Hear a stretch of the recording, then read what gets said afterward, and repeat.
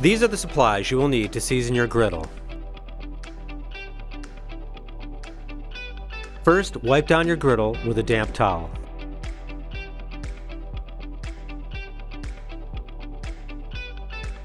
Next, fire up all your burners to high. Let the griddle sit for 10 to 15 minutes to heat up or until the griddle darkens. Once your griddle top is dark, you can add some oil.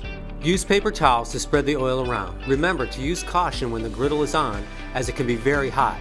We recommend using tongs or wearing protective gloves when seasoning your griddle. Make sure to get all the way around the griddle.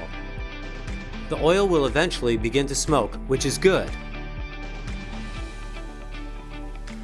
You can repeat this process as many times as you want, but after the second or third time, your griddle should be pretty well seasoned.